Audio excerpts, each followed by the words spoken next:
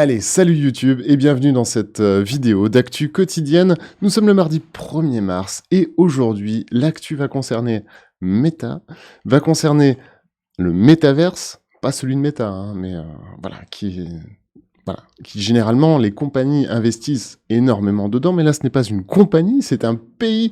Bref, on va voir ça ensemble. La troisième news va concerner un peu plus du développement, mais vous allez voir ce qu'on peut faire avec absolument zéro connaissance, du coup, en développement dessus. Et la quatrième news n'est pas forcément une bonne nouvelle, mais c'est peut-être un mal pour un pire. Bref, on commence tout de suite avec la première news. La première news, eh bien, c'est tout simplement Mark Zuckerberg qui a pris la parole face à Alex Kipman. Alex Kipman, c'est une chaîne YouTube, c'est un diplômé du MIT, ou en cours de diplôme, pardon, et une chaîne YouTube d'1,5 million abonnés, tranquillou bilou. Et du coup, il a une émission qui s'appelle donc le podcast, tout simplement, et il a pu avoir la présence de Mark. Alors, rappelez-vous, dans leur live de 2 heures sur l'IA, c'était lui également qui présentait une bonne partie de l'émission. Et du coup, ça lui a permis, j'imagine, d'avoir les contacts, ou peut-être même qu'ils bossent directement pour Facebook. Je connais pas leur lien direct. Bref, on s'en fout un petit peu. Nous, ce qu'on voudrait voir, c'est ce qu'on a dit Mark. Et Mark, en fait, a énormément axé, sur le temps du podcast, en tout cas, lorsqu'il parlait du Quest 3, énormément axé sa communication sur les expressions faciales. On veut faire plus, on veut pouvoir capter les expressions faciales avec le Quest 3. Attention, on parle pas du projet Cambria, là, on parle bien du Quest 3. Et c'est pour ça que ça va être son cheval de bataille. Réduire le form factor n'est plus vraiment sur le devant de la scène. Là, on parle vraiment de capter les micro-expressions faciales, faire de la VR quelque chose de encore plus humain que ça ne l'est déjà. Il les cite énormément et compare énormément avec la visioconférence, qui du coup devient mainstream, hein, que tout le monde connaît avec le Covid. Tout le monde a déjà fait des visioconférences, du coup, avec les confinements, etc. Et donc c'est vraiment ça, le Quest 3 va être bardé de capteurs, le eye tracking forcément aux premières loges, et là on parle pas du tout de rendu fovéal, hein, du eye tracking pour traquer les yeux et les expressions des yeux. Alors bien évidemment on espère que le rendu fovéal, vous savez, cette technologie qui permet de gagner en ressources, parce qu'on va afficher clairement uniquement ce que vous voyez, et ce qui est en dehors de votre champ de netteté naturel. Du coup on va pouvoir comme ça le rendre un petit peu flou et gagner des performances, ou en tout cas diminuer le niveau de détail. Bref, c'est une moyenne bonne nouvelle. On parle pas de date au niveau du Quest 3. Et par contre, j'insiste bien là-dessus, méfiez-vous. Là, on parle du Quest 3, voire par la suite d'un Quest 4, si jamais le défi n'est pas réussi du premier coup. Mais on ne parle pas du projet Cambria. Le projet Cambria, c'est donc un casque de mixed reality façon Vario. Bref, on enchaîne tout de suite avec la deuxième news, et la deuxième news est assez folle. Vous le savez, hein, moult compagnies investissent maintenant dans le métavers, même s'ils ne savent pas vraiment trop ce que c'est.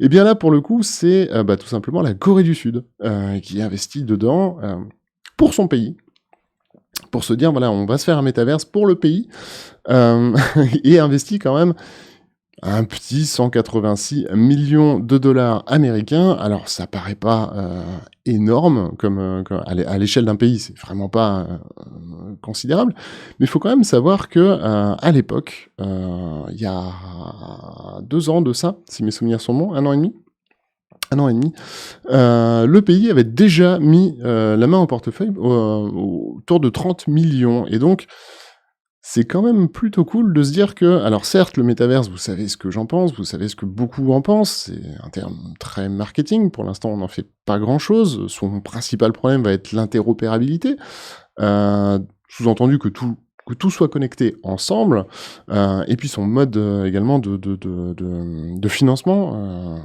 Le NFT fait beaucoup parler au niveau du financement de l'art. Mais vu que c'est pas un coup d'essai, on a quand même tendance à se dire que le pays, les 30 millions qu'ils ont investis premièrement, ils en étaient pas déçus. Donc en fait, on a hâte de voir ce que le projet Séoul va donner. Sachez en tout cas que, voilà, c'est le premier métaverse à l'échelle d'un pays. On va voir ce que ça donne. Est-ce que ce pays est complètement fou? Ou est-ce que finalement il y a des véritables opportunités à faire au niveau du métavers? Dites-le moi du coup dans les commentaires si jamais ça vous tente. La troisième news nous vient de XR Today, mais elle nous vient principalement de Bundlar. Bundlar qui sort sa plateforme Motard. Et Motard, c'est quoi? Eh bien, c'est tout simplement une plateforme qu'on appelle No Code. Et c'est là où je voulais en venir. Une plateforme qu'on appelle No Code pour faire du learning et des outils d'apprentissage en AR, en VR. Ça fonctionne avec les casques actuels. Ça pourrait fonctionner très bien avec un Lynx, par exemple, avec un Lynx. Mais ça fonctionne également avec un téléphone. Et le petit mot-clé qui va bien et qui fait que je vous le présente aujourd'hui, c'est que c'est une plateforme estampillée no code. Entendez par là que vous n'êtes pas obligé de coder, donc que vous n'êtes pas obligé d'être développeur. Alors bien évidemment, ces plateformes-là sont limitées, elles sont nombreuses. Je vous parle de Motard parce qu'elle vient d'arriver, elle vient d'être déclenchée. Mais voilà, tout ce que vous voyez à l'écran, du coup, est fait finalement en n'écrivant pas de code. Donc, tout simplement, les gens l'ont fait à votre place et vous allez décrire un workflow. Je crois qu'on le voit un petit peu plus tard. Le workflow, mais en gros vous allez dire voilà, vous êtes sur tel écran, vous allez passer tel affichage avec tel contenu, vous allez saisir votre contenu, voilà, vous voyez l'édition ici, vous allez pouvoir saisir votre contenu, etc., y mettre un bouton, savoir lorsque vous cliquez sur OK ou lorsque vous cliquez sur retour, savoir quelles vont être les actions, et là vous voyez la plateforme de learning également, parce que vous avez donc tout ce qui est de l'ordre du reward, de la récompense, pardon, je vais y arriver, et puis les progressions au fil des cours. Alors, no code ne veut pas non plus dire newbie en informatique, attention, c'est pas la même chose, mais voilà, si vous êtes chef de projet, que ça vous tente d'aller faire un tour du côté de la R, de voir son potentiel, n'hésitez pas, en tout cas, si vous êtes déjà familiarisé avec l'informatique, à aller regarder du côté de ces plateformes. C'est assez fou ce qu'on peut y faire maintenant, sans avoir à mettre la main à la pâte et la main dans le cambouis, comme on dit. Allez, la quatrième news, et je vous l'ai dit, celle-là, elle va pas du tout faire plaisir, mais tant pis. Et en même temps, c'est pas très très grave. Le PSVR 2, de plus en plus de rumeurs estiment que le PSVR 2 ne sortira pas fin de l'année 2022 comme c'était initialement prévu, mais pour le premier trimestre 2023, voire un petit peu plus. Faute à quoi?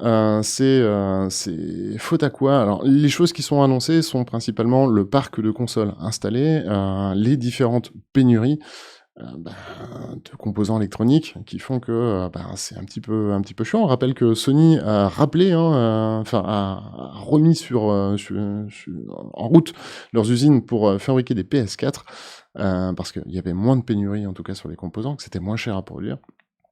Bref, il y a une énorme hype autour de la PS5, mais qui est montée très très très très haut en termes de vente, mais qui maintenant plafonne un petit peu, forcément, c'est tous les scalpers, merci à eux, qui ont pris ces consoles. Moi, typiquement, j'attends une PS5 depuis quasiment 1 an maintenant, c'est juste ouf, c'est la première fois que j'attends autant pour une console. L'avantage, c'est que attendre autant crée une hype, du produit. Le gros désavantage, c'est que le nombre de ventes, du coup, stagne, comme je vous l'avais dit. Alors, pour le PSVR 2, c'est cohérent malgré tout, clairement, de ne pas le sortir à la phase de Noël. Est-ce que, en dehors de la presse spécialisée, vous avez vu une communication sur le PSVR 2 pour l'instant de la part de Sony, à savoir, en dehors de son blog, Sony communique très très peu, a communiqué un petit peu au CES, 2021, etc. Mais ça serait cohérent de ne pas le sortir dans une époque aussi concurrentielle, dans une période de l'année aussi concurrentielle et aussi importante qu'est la période de Noël, la période des ventes de Noël, pour laisser le temps, en fait, ce serait cohérent de le sortir premier trimestre 2023, de laisser quasiment 6 mois, 9 mois aux devs de terminer les jeux, de faire un line-up, voilà, et de communiquer en grande pompe pour la fin d'année 2023. et de laisser les early adopters, hein, tout simplement, défricher le terrain comme on a l'habitude de le faire en VR. Donc c'est pas forcément une bonne nouvelle. Le Q1 2023, moi j'y crois. Personnellement, j'y crois. Le problème, c'est que le problème qui va se poser, c'est que, les grosses échéances sont clairement à Noël, donc ça veut dire qu'une explosion du PSVR 2, si elle a lieu, ça sera, pour la fin d'année 2023, du coup. Personne ne va se ruer, du coup, littéralement sur le PSVR 2 au 1er trimestre 2023, ce n'est pas une bonne date. Mais par contre, ça permettra à Sony également de faire mieux au CES 2022, de présenter vraiment les choses, peut-être de commencer à réellement communiquer. En tout cas, c'est un vrai problème du côté de PlayStation, la communication, en tout cas autour du PSVR 2, et on espère qu'ils vont lever le voile parce que, les rumeurs, c'est bien, mais les rumeurs, ça fait pas tout, et Sony, attention, vous n'êtes pas Apple non plus. À trop faire de rumeurs, on finit tout simplement par créer autre chose que de la hype, et beaucoup plus de la frustration et de la déception derrière. Donc attention à votre communication. En tout cas, j'espère que ces news vous auront plu. Je suis désolé pour le live de ce matin qui n'a pas eu lieu, mais c'est vraiment pas facile de faire un live sport en VR quand on a un mal de casque énorme, un mal de tête. Donc désolé pour ce matin, voilà, ça arrive, et je vous dis à demain, du coup, pour un live 8h, 9h sur Twitch, ETR_FR, ou ici, sur cette même chaîne, pour une vidéo de news quotidienne. Allez, bonne journée à vous, moi je vais me reposer.